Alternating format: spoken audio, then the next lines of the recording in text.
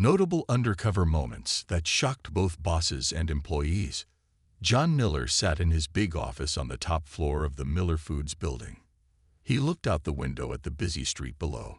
John owned Miller Foods, a company that made snacks sold in stores all over the country.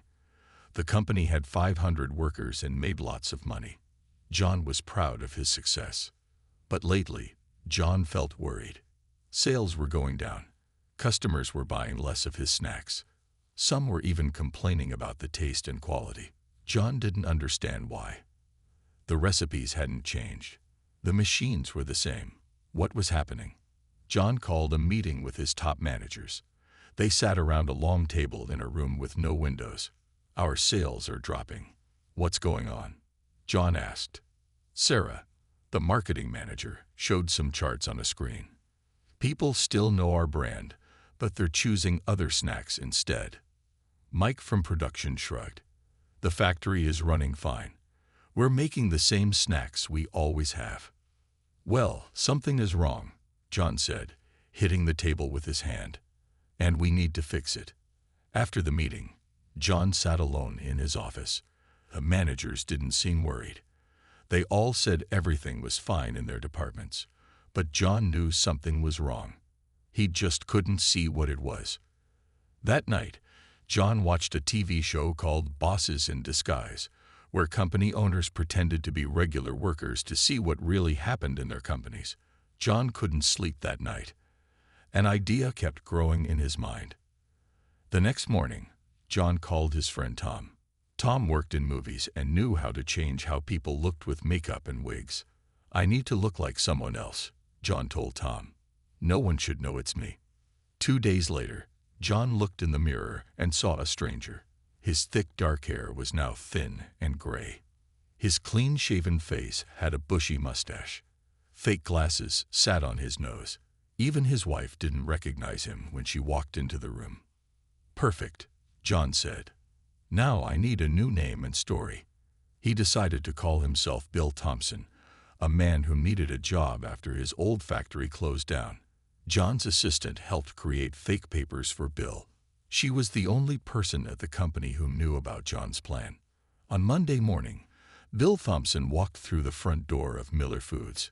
He wore cheap clothes and carried a small lunchbox. He went to the HR office where a young woman named Lisa checked his papers. "Everything looks good, Mr. Thompson," she said without really looking at him. "You'll work on line 3 packing boxes. The pay is minimum wage. No sick days for the first 3 months. Lunch is 30 minutes, not a minute more." John was shocked. Was this how new workers were treated? He had always thought Miller Foods was a good place to work. Lisa handed him a thin paper mask. "Wear this on the factory floor." "What about safety training?" John asked. Lisa laughed. "We don't have time for that. The line manager will show you what to do." John followed a group of new workers to the changing room. The lockers were dented, and some had no doors. The floor was dirty. It smelled bad. An older worker named Pete saw John looking around. "First day, huh? Get used to it. It doesn't get better." John felt his stomach tighten. This was not the company he thought he was running, and he had only been here 10 minutes. What else would he discover as Bill Thompson, new packing worker at Miller Foods? What John didn't know was that his journey undercover was about to show him truths that would shock him to his core and change Miller Foods forever. Bill Thompson, who was really John Miller in disguise, followed the line manager to the factory floor. The noise hit him first. It was so loud that people had to yell to be heard. The air felt hot and sticky. Dust from the snack powders floated everywhere. "You'll work here," the line manager said, pointing to a spot at the end of a long moving belt. "Put 6 bags in each box, fold it, and push it to the next station. Do it fast. We need to fill 2,000 boxes today." The line manager walked away without checking if Bill understood. Bill looked around. No one was wearing the paper masks that Lisa from HR had given them. Most workers had them hanging around their necks.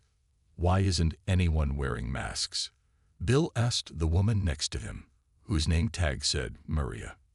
"They're too thin to block the dust," she said while quickly packing bags. "And they make it hard to breathe in this heat.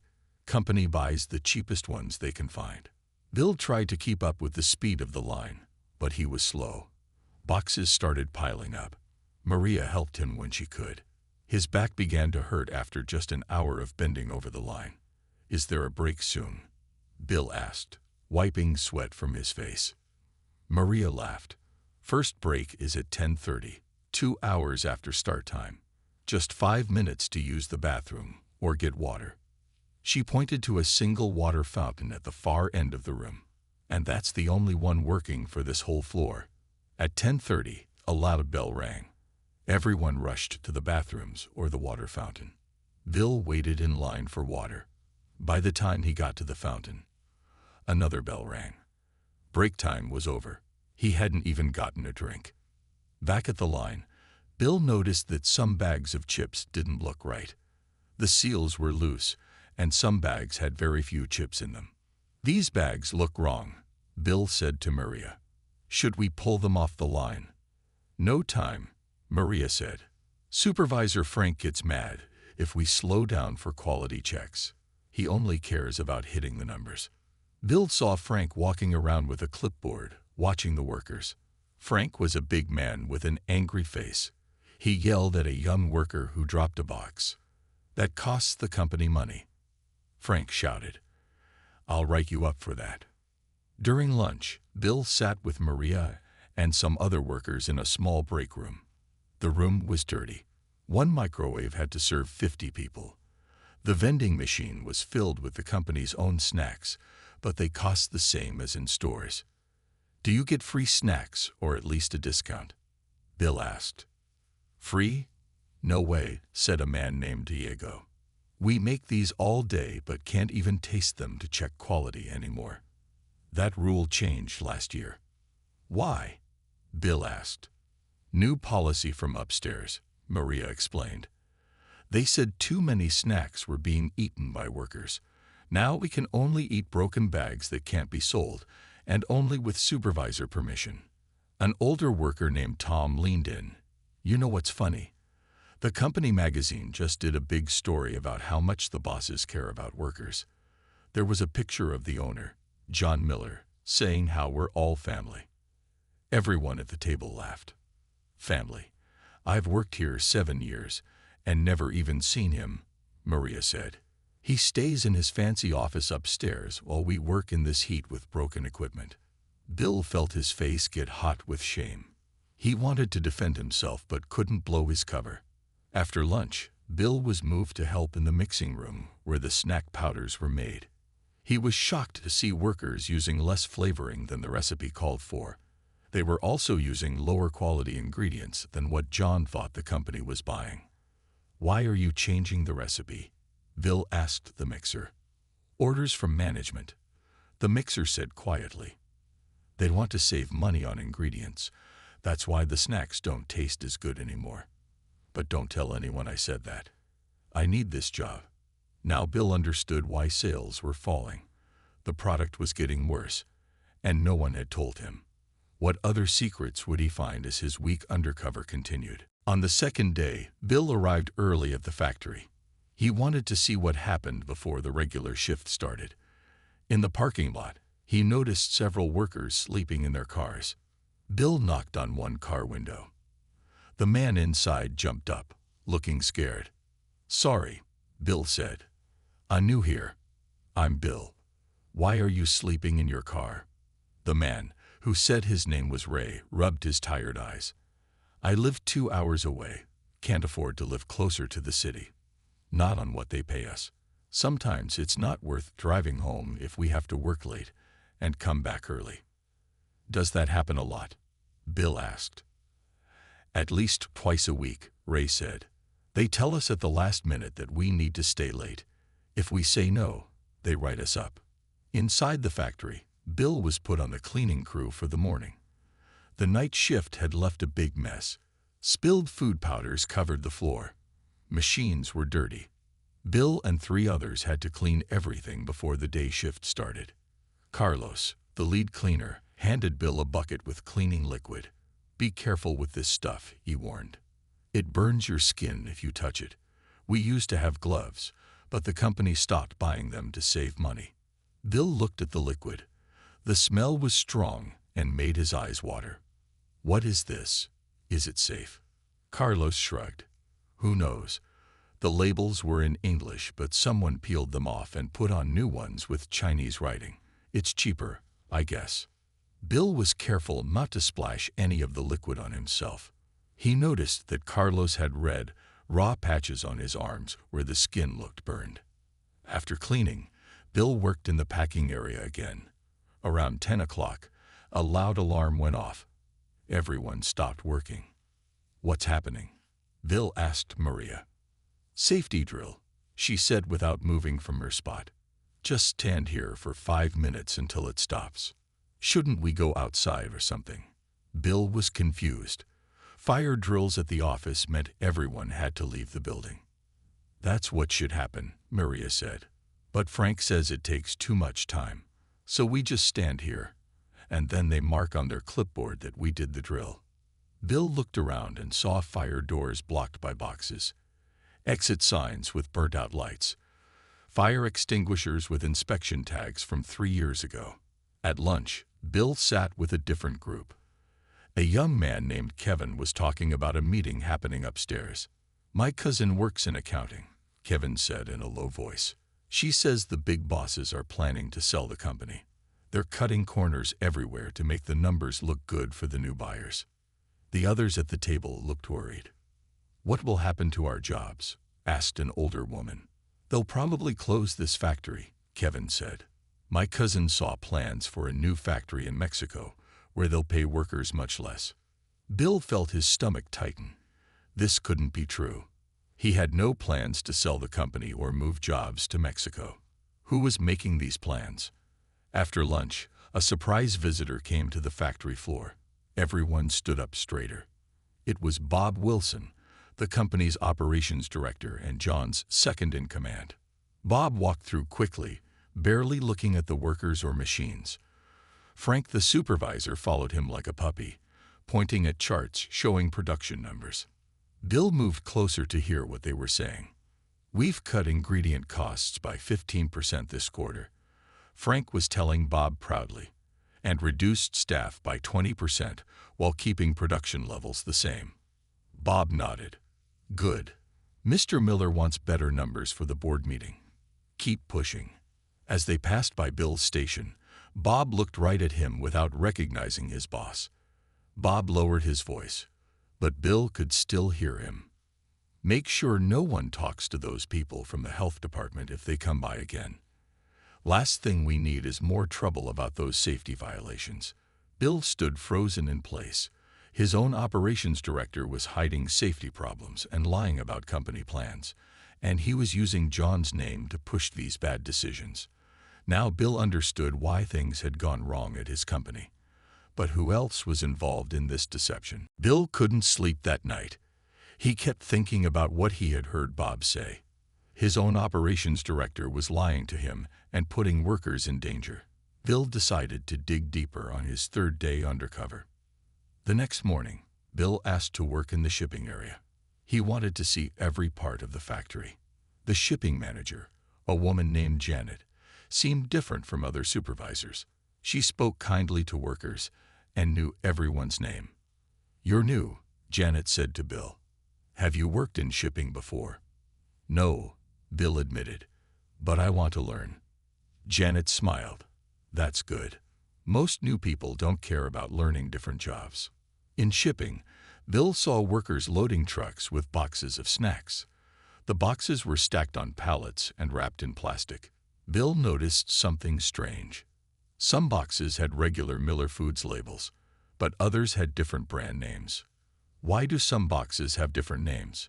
Bill asked a worker named Louis. Louis looked around to make sure no one was listening. "Those are the same snacks, just with fancy labels. They sell them in rich neighborhoods and charge twice as much." Bill was confused. "Are they better quality?" "Nope. Exact same stuff from the same machines, just different boxes." Lewis laughed. People pay more for a fancy name. This wasn't something John knew about. His marketing team had never mentioned selling the same products under different names. During lunch, Bill sat with Janet. He liked how she treated her workers. Bill asked her how long she had worked at Miller Foods. 20 years, Janet said. I started on the line when John Miller's father ran the company. Things were different then. How so? Bill asked. Very interested. Janet looked sad. Old Mr. Miller cared about quality and people. He visited the factory floor every week, knew everyone's names. We made the best snacks, and people were proud to work here. What changed? Bill asked. When young Mr. Miller took over, he brought in all these business school people like Bob Wilson. They only care about numbers and profits. They never come down here to see how their decisions affect real people. Janet sighed. I'm not saying John Miller is a bad person. I think he just doesn't know what's happening. Bill felt a pain in his chest. Janet was right. He didn't know. He had trusted Bob and other managers to run things while he focused on business deals and marketing. He had failed his father's company. After lunch, something unexpected happened. A worker's arm got caught in a packing machine.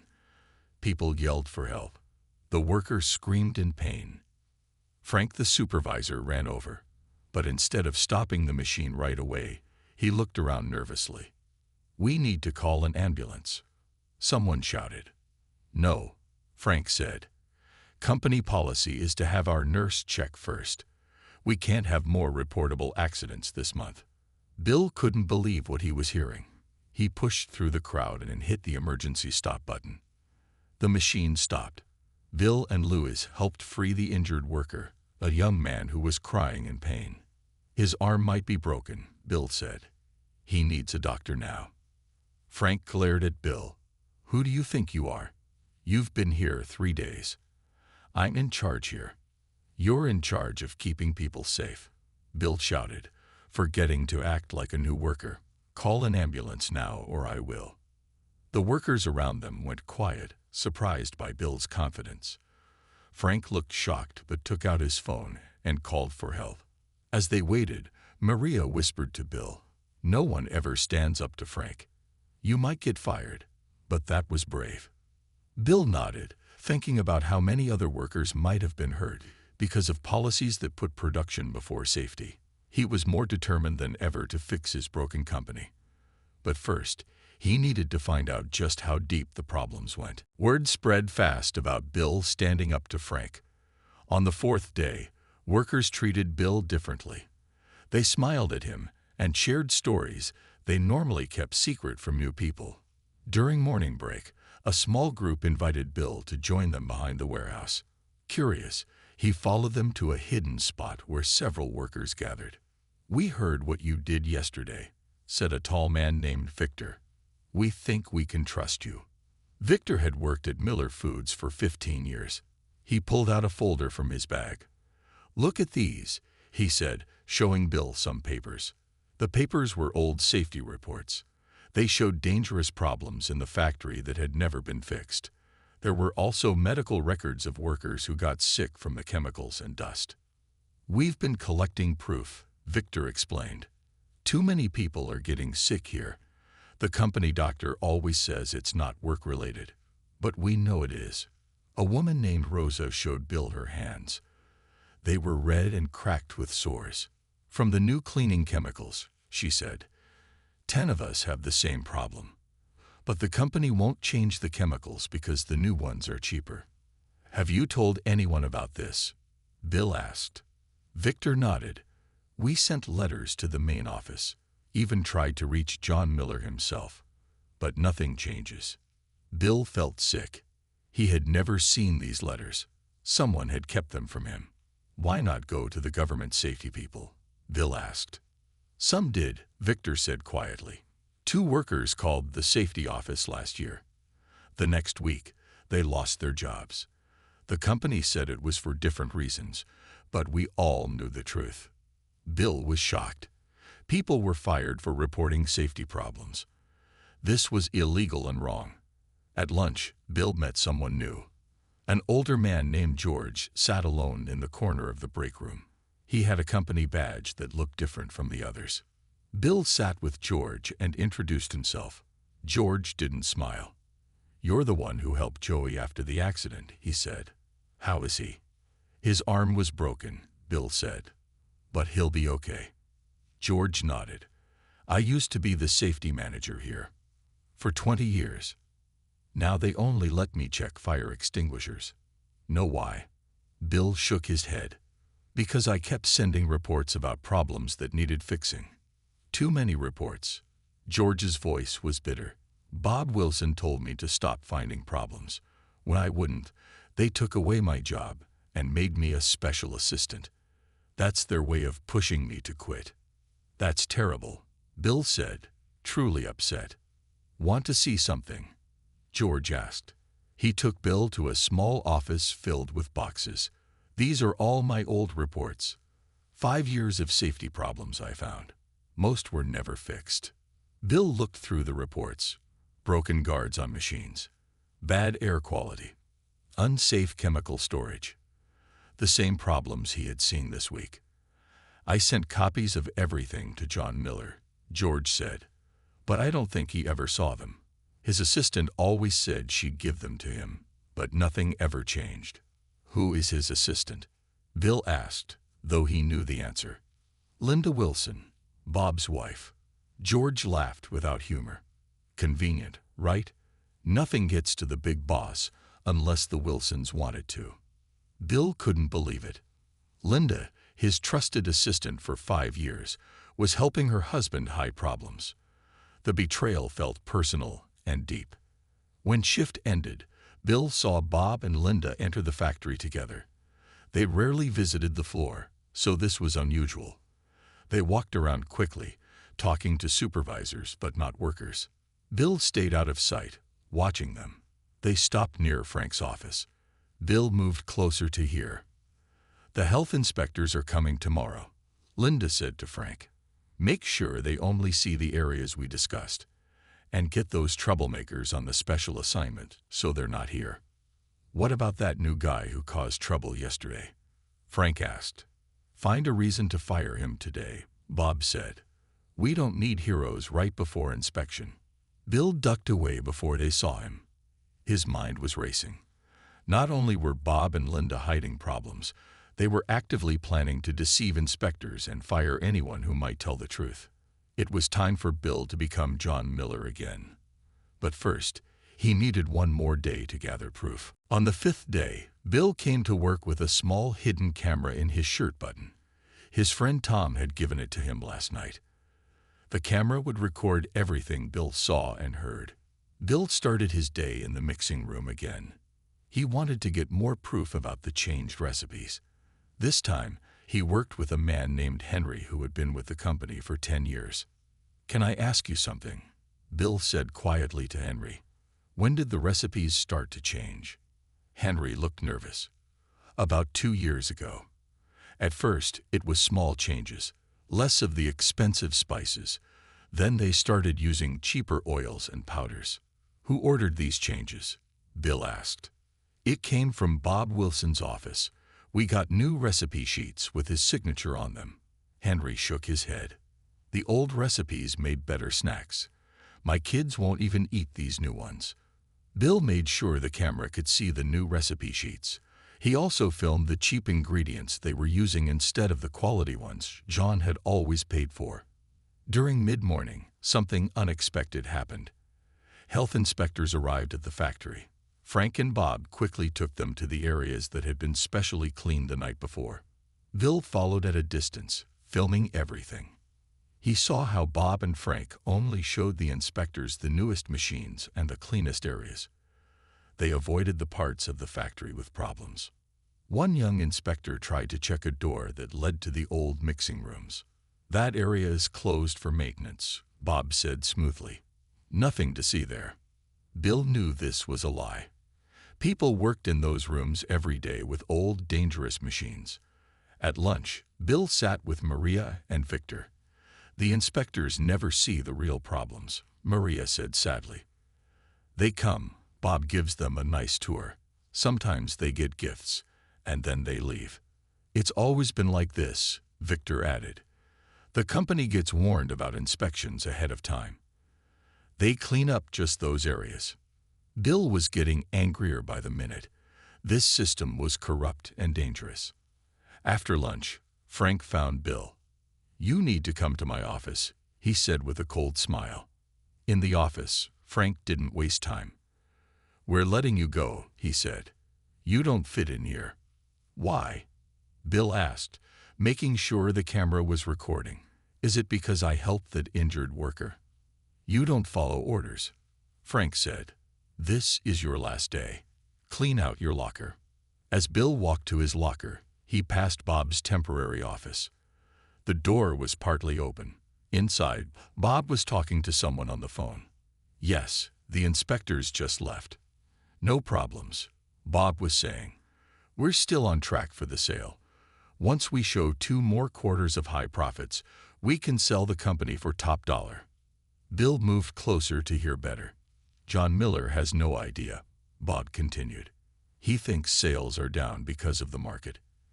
He doesn't know we've been cutting quality and safety to boost short-term profits. By the time customers really notice, we'll have sold the company and be gone with our bonuses." Bill had heard enough. He had all the proof he needed. Bob and other top managers were deliberately damaging the company to hit short-term profits and bonuses before selling it. As Bill left the factory, workers saw him leaving early and guessed he had been fired. "It's not right," Janet from shipping said. "You were one of the good ones." Bill smiled at her. "Don't worry. Things are going to change soon." Maria gave him a quick hug. "Be careful. These people play dirty." Bill nodded. "See you all tomorrow," he said mysteriously. The workers looked confused as Bill walked confidently to his car. They didn't understand why a fired factory worker would think he was coming back tomorrow. But by this time tomorrow, they would all know exactly who Bill Thompson really was. John Miller drove straight to his lawyer's office. He was still wearing his Bill Thompson disguise, but he didn't care. He had important work to do before tomorrow. His lawyer, Steve, was surprised to see a factory worker walk into his office. When John took off his fake mustache and glasses, Steve jumped from his chair. "John, what in the world are you doing?" Steve asked. "I've been working undercover in my own factory," John explained. "And I found serious problems." John connected the hidden camera to Steve's computer. Together, they watched hours of video showing safety problems, recipe changes, and Bob's phone call about selling the company. "This is very serious," Steve said. "These people broke company rules, safety laws, and maybe even business laws. I need to fix this right away," John said. "Can you help me prepare the right papers?" Steve nodded. "We'll need to work all night." They spent hours writing legal documents. John called a few trusted board members and explained what was happening. They agreed to support him. Early the next morning, John walked into his company headquarters.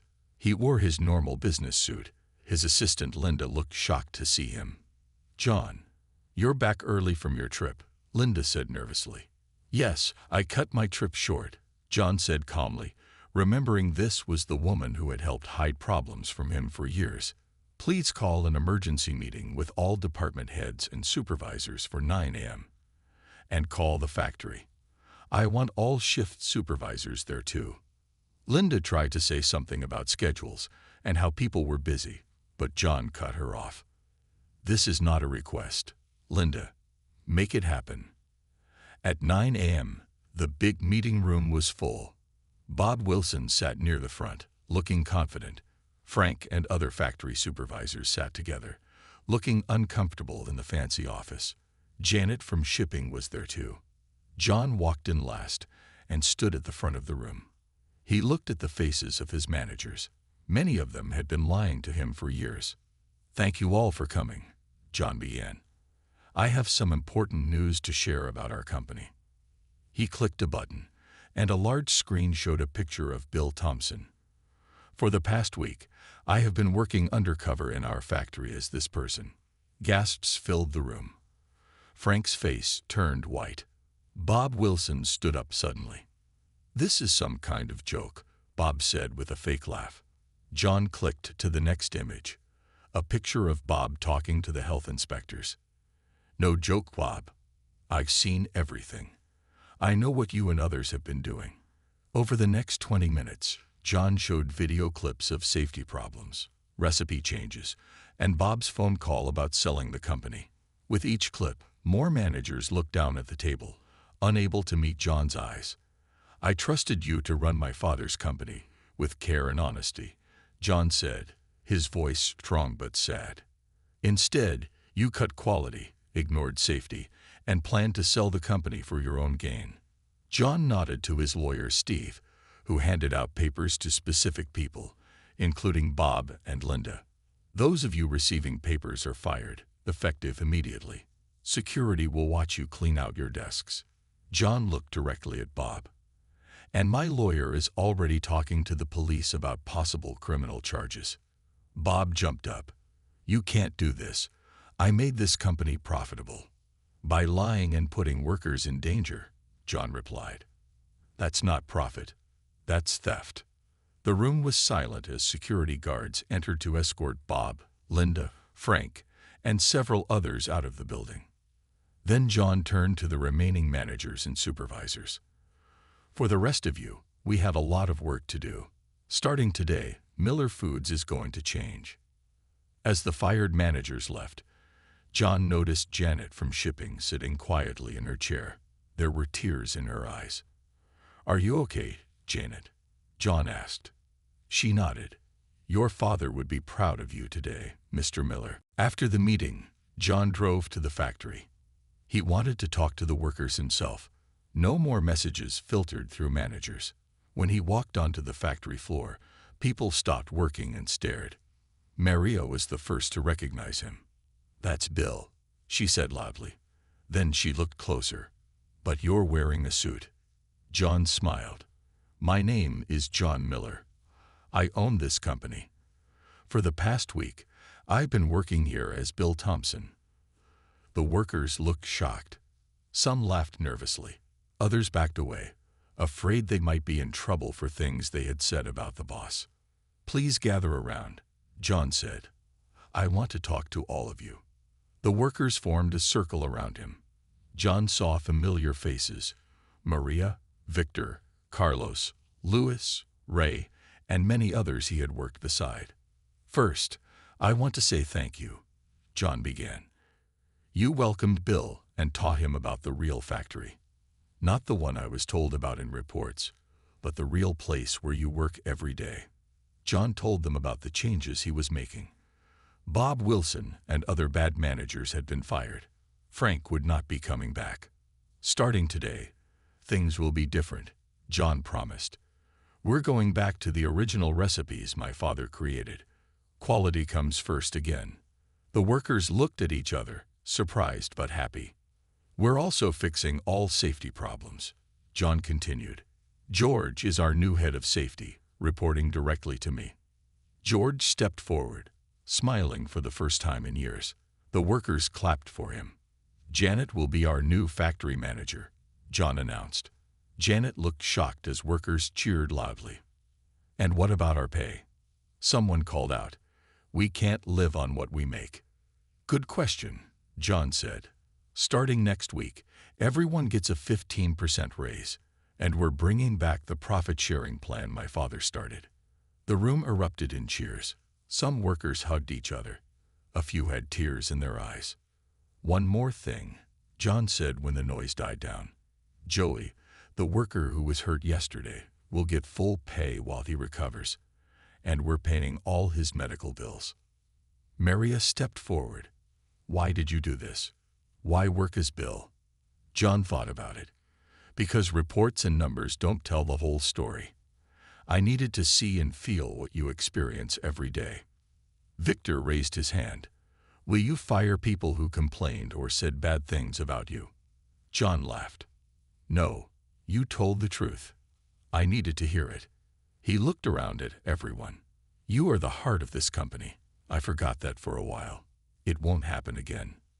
After talking with workers, John visited the hospital.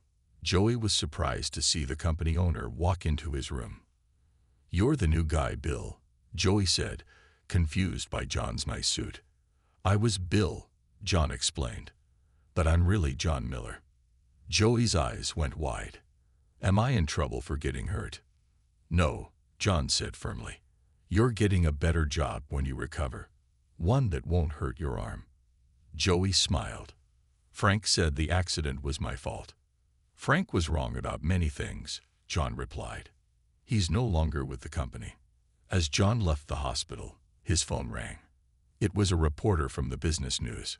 "Mr. Miller, we heard about major changes at your company today. Can you comment?" John thought about everything he had learned as Bill Thompson. "Yes," he said. "Miller Foods is going back to basics. Quality products made by people who are treated with respect." "What caused these changes?" the reporter asked. John smiled. "Let's just say I got an inside view of my company. And it changed everything." That night, John visited his father's grave. He placed a bag of the original recipe chips on the stone. "I almost lost your company, Dad," he said quietly.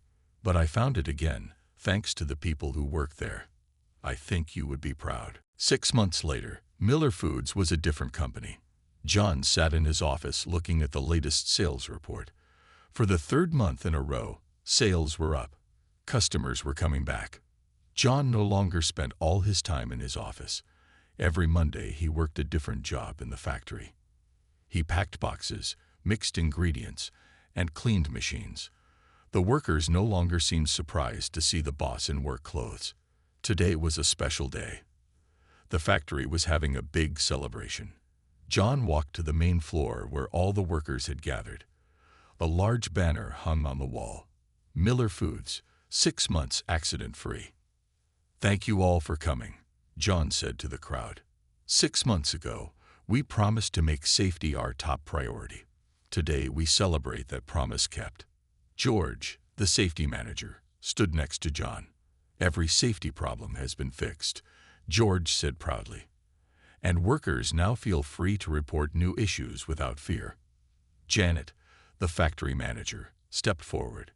"And our quality is back to where it should be. We're making snacks we can be proud of again." The workers clapped and cheered. John saw happy faces all around him. The fear and anger he had seen as Bill Thompson were gone. John had more news to share. "I want to announce 2 new programs today," he said. "First, we're starting a college fund for workers' children. The company will help pay for their education." Parents in the crowd smiled and whispered to each other. "Second, we're opening a health clinic right here at the factory. It will provide free care for all workers and their families." The room erupted in cheers. This was something workers had wanted for years. After the celebration, John met with his new leadership team. Janet and George were there, along with Victor, who now led the quality team, and Maria, who supervised worker training. "The board meeting is tomorrow," John reminded them. "We'll present our 6-month results." "Are you worried?" Janet asked. Some board members were friends with Bob Wilson. John shook his head. "The numbers speak for themselves. Profits are actually up, even with higher wages and better ingredients. Happy workers make better products." That evening, a news crew came to the factory. The reporter who had called John 6 months ago wanted to do a follow-up story. "Mr. Miller, your company has become a business success story," the reporter said. "Sales are up, quality is up, and worker satisfaction is at an all-time high. What's your secret?" John thought about his week as Bill Thompson.